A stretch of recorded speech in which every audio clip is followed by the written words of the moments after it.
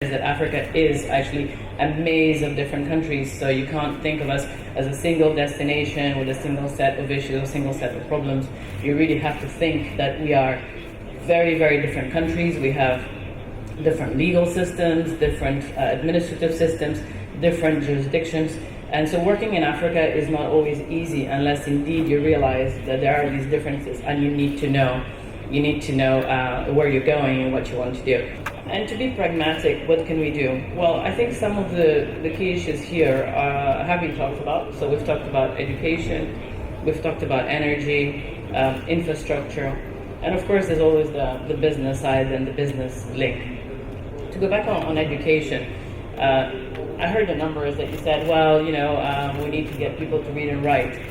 I like to think that we need to be more ambitious than that. I mean, reading and writing is great, but we need more than that. We need people, young people, the right set of skills. We need people who can get a job once they leave school, and that job has to be relevant. So the partnership between schools or universities and employment, businesses, has to be there.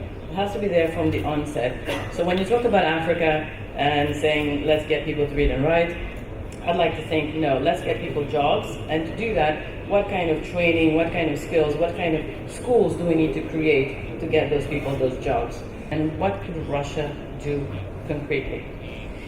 So I grew up in Angola. Trade from one African country to another becomes quite difficult.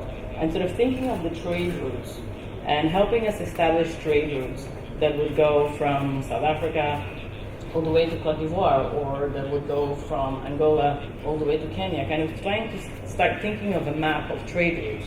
And most of all, it's really about creating the financial support, the instruments.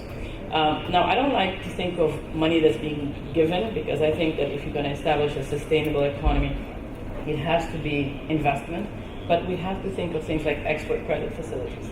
These lines like export credit facilities that could support with long-term financing, some project. I think that this is a great initiative. I think the fact that we're here is already the right step.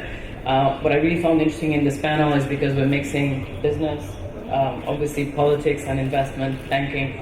These kind of projects are good projects for Africa, but also very interesting for Russian businesses, where they could export equipment and help us even create an industry, because industry needs a long time and needs the right type of capital.